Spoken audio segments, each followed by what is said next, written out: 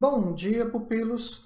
Essa aula é sobre os sinais e sintomas da esquizofrenia e, segundo o DSM, a esquizofrenia é composta por 5 sintomas principais, que são os delírios, as alucinações, o pensamento desorganizado, comportamento grosseiramente desorganizado e os sintomas negativos. Os delírios, segundo o DSM, são crenças fixas, não passíveis de mudança à luz de evidências conflitantes. O que é uma definição muito fraca, por causa que o delírio é mais do que isso. Além de ser uma crença fixa, uma ideia fixa que a pessoa tem, essa crença necessariamente é falsa. A pessoa acredita em algo que não é real, acredita em algo que não está acontecendo. E ela acredita nisso com base numa inferência incorreta da realidade. Os dados, as evidências que ela tem para acreditar naquilo, são sempre muito frágeis, são sempre coisas que não justificam aquela crença. E se você tenta debater com a pessoa que tem algum delírio, mesmo provas contundentes do contrário não vão convencer ela. No máximo, a pessoa finge que concordou com você para depois você ver que ela continua pensando igualzinho antes. Então, os delírios são uma alteração do pensamento. São crenças, são ideias fixas, falsas, com base numa inferência incorreta da realidade e não passíveis de mudança com evidências conflitantes. O conteúdo do delírio, o que a pessoa acredita, é muito variável, pode incluir muitos temas diferentes. Na esquizofrenia, os mais comuns são os delírios persecutórios. A pessoa acredita que tem uma pessoa, que tem os vizinhos, que tem alguma organização perseguindo ela, querendo fazer mal para ela, querendo matar ela ou a sua família. Também são muito comuns delírios de referência, em que a pessoa acredita que terceiros ou outras coisas estão falando a respeito de si próprio. Então, por exemplo, a pessoa com delírio de referência pode ver um desconhecido falando no celular na rua e tem toda a certeza, ele está falando de mim, ele está rindo de mim. Vê gente desconhecida conversando, estão falando de mim, estão rindo de mim. E o delírio de referência também pode incluir conteúdo no rádio, na internet, na televisão.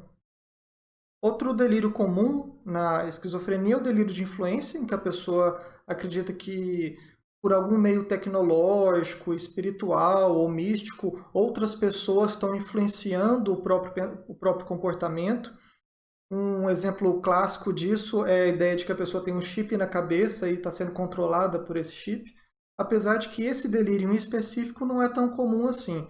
É mais comum a pessoa ter ideias mais vagas de que tem alguém na internet, ou que tem alguma organização controlando o pensamento dela de alguma forma. E, assim, os delírios podem incluir muitos outros temas, muitos outros conteúdos diferentes. Existe delírio de grandiosidade, delírios religiosos, de irradiação de pensamento e por aí vai. É importante ter muito claro também o que não é delírio. Então, por exemplo, erros não são delírios.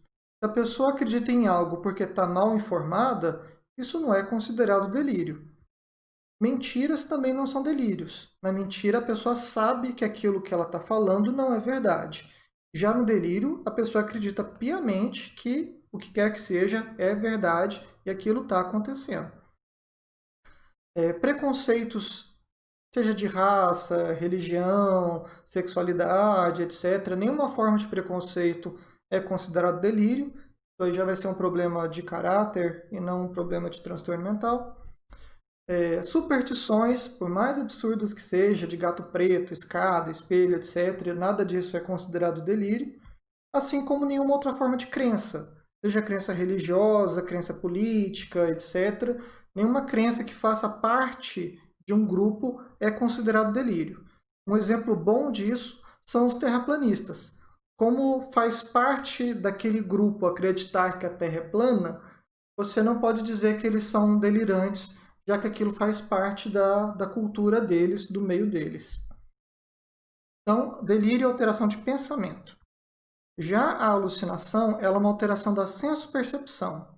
Na alucinação, a pessoa tem experiências semelhantes à percepção sensorial e que ocorrem sem um estímulo externo. Então não tem barulho nenhum, mas a pessoa está ouvindo alguma coisa. Não tem nada acontecendo naquele lugar, mas a pessoa está vendo alguma coisa. Então, as alucinações elas podem ocorrer em qualquer modalidade sensorial. A mais comum é a auditiva. As alucinações auditivas mais comuns são as vozes.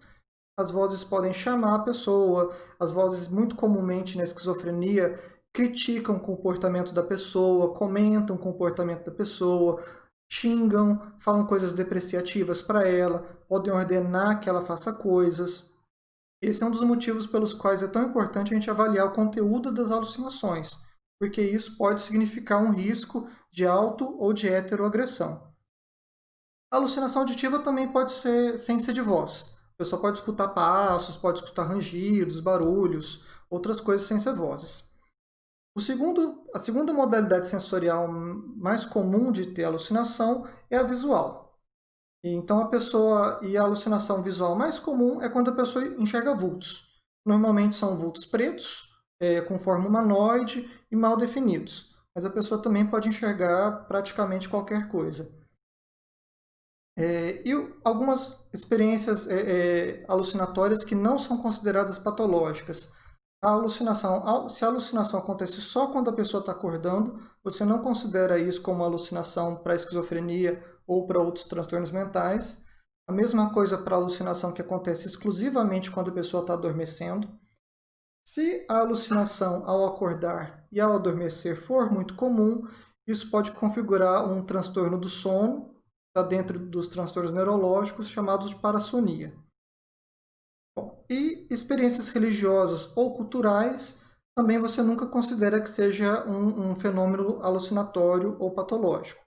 Então, quando o médium está psicografando, está escutando os espíritos, aquilo não é considerado doença, não é considerado alucinação. Em algumas culturas é comum que a pessoa escute o ente recém-falecido conversando com ela. Se aquilo faz parte da cultura, você também não considera que é alucinação. Então, qualquer crença, qualquer coisa que faça parte de uma crença política, religiosa, cultural, etc., não é considerado nem delírio, nem alucinação. Outros critérios diagnósticos que o DSM coloca para a esquizofrenia são a desorganização do pensamento, que a gente observa através do diálogo com a pessoa. As respostas que a pessoa fala podem não ter relação com o que está sendo perguntado. Pode acontecer da fala ser tão desorganizada ao ponto de ser incompreensível o que aquela pessoa está falando. Também pode acontecer a desorganização do comportamento motor. Essa desorganização sempre vai ser muito grosseira, que pode envolver um comportamento pueril, a pessoa começa a se comportar como se fosse uma criança mesmo. E outras coisas mais bizarras, do tipo usar a água do vaso sanitário para higiene pessoal, colocar um monte de roupa em cima uma da outra. O comportamento motor grosseiramente desorganizado também inclui sintomas catatônicos. Catatonia, a gente vai ter uma aula só sobre isso posteriormente. Todos esses sintomas que eu falei até agora, eles são considerados sintomas psicóticos. Agora, para um clínico geral e para um profissional que não seja especialista, vale a pena saber bem o que é alucinação e o que é delírio. Deixa o pensamento desorganizado e o comportamento desorganizado para o especialista, porque esses são mais difíceis de identificar e de caracterizar. Saibam bem o que é alucinação e o que é delírio. Se a pessoa tem alucinação e ou delírio, a pessoa está psicótica. Essa psicose pode ser pela esquizofrenia e pode ser por várias outras causas. Então, é outra característica importante, assim, que não existe sintoma patognomônico de esquizofrenia. A pessoa que escuta vozes pode escutar vozes por vários outros motivos, mesma coisa para o delírio, mesmo que seja algo muito característico da própria esquizofrenia. E o último grupo de sintomas, que é considerado critério diagnóstico, são os sintomas negativos, que tem esse nome porque são habilidades que normalmente as pessoas têm e que reduzem ou que se perdem na esquizofrenia. Sintomas negativos vão incluir a expressão emocional diminuída. Não é que a pessoa não sinta emoções, mas ela expressa menos. Expressa menos pela entonação e pela modulação da voz, pela expressão facial, pelo uso da linguagem não verbal em geral. Também acontece a avolia, que é a perda de motivação para tudo. A pessoa perde motivação para estudo, para namoro, para convívio social, para trabalho, para a própria independência. Em alguns casos, a pessoa perde a motivação, inclusive, para os cuidados pessoais, e tem que ser estimulada pelos parentes a fazer a higiene pessoal dela, por exemplo. A falta de sociabilidade, então, o isolamento social é muito comum na esquizofrenia, a pessoa se afasta dos amigos, termina namoro, por falta de interesse, de motivação nisso mesmo. E tem ainda alguns outros sintomas negativos mais específicos. Tudo isso que eu falei, que são os critérios diagnósticos, eles vão exigir a presença de 2 daqueles 5 sintomas que eu descrevi anteriormente. Necessariamente tem que acontecer prejuízo funcional por conta daqueles sintomas. Esse prejuízo funcional pode ser no trabalho, pode ser no autocuidado, pode ser nos relacionamentos, pode ser nos estudos, na vida acadêmica. É muito comum que a pessoa abandone o trabalho, abandone o relacionamento e abandone os estudos quando surgem os sintomas da esquizofrenia. Bom, e a duração desses sintomas é maior do que 6 meses. Com menos de 6 meses, a gente vai pensar ou no transtorno esquizofreniforme ou no transtorno psicótico breve. E os critérios D, E e F do DSM são relacionados ao diagnóstico diferencial. O quadro clínico da esquizofrenia, então, ele tem esses sintomas que são considerados critérios diagnósticos, mas existem outros sintomas além desses que podem acontecer na esquizofrenia, mas que não são listados nos critérios diagnósticos. Então, assim, o quadro clínico é maior do que o critério diagnóstico. Isso é válido tanto na esquizofrenia quanto em vários outros transtornos mentais.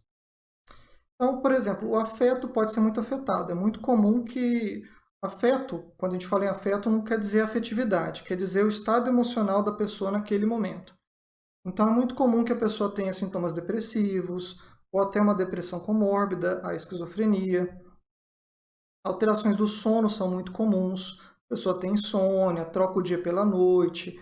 Alguns pacientes com esquizofrenia sentem necessidade de ficar acordados pela noite porque tem medo de alguém aproveitar que ele está dormindo e fazer alguma coisa durante a noite. Então, a pessoa fica de vigília ao longo da noite. Prejuízo cognitivo, né, na capacidade de raciocínio, de solução de problemas, dentre outras habilidades cognitivas, pode ser muito comprometido na esquizofrenia. A cognição social, então, pode acontecer da pessoa com esquizofrenia perder a noção do que é adequado, o que não é adequado falar e fazer na frente dos outros. Agitação e agressividade podem acontecer e é uma das causas de emergência psiquiátrica na esquizofrenia, que pode requerer internação e cuidado imediato. Essa agitação e agressividade pode ser tanto com terceiros quanto contra si próprio. Assim como a esquizofrenia está relacionada a uma taxa elevada de suicídio comparado à população geral.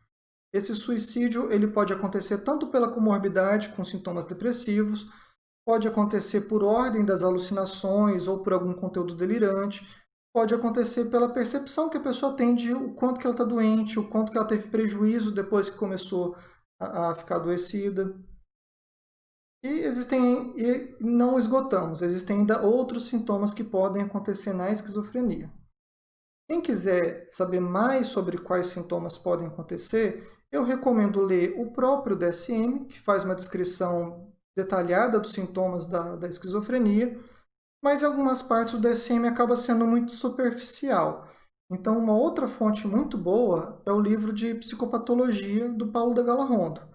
Ele faz uma descrição muito detalhada, muito pormenorizada e muito rica sobre as alucinações, os tipos mais comuns e menos comuns, sobre os delírios e sobre as outras alterações que podem acontecer na esquizofrenia. E, por fim, uma fonte de conhecimento insubstituível que tem é o próprio paciente. A gente ler e ouvir uma pessoa falando a respeito dos sintomas é uma coisa. Você ouvir o próprio paciente te explicando o sintoma, o que ele sente, o que ele vivencia, é outra coisa. Assim como o relato dos familiares também é muito rico. E é importante que a gente tenha contato com vários pacientes para ter noção assim, da diversidade de apresentações que podem acontecer na esquizofrenia e nos sintomas dela. Essa aula ela faz parte de uma série de aulas sobre a esquizofrenia. Espero que vocês tenham gostado e um grande abraço.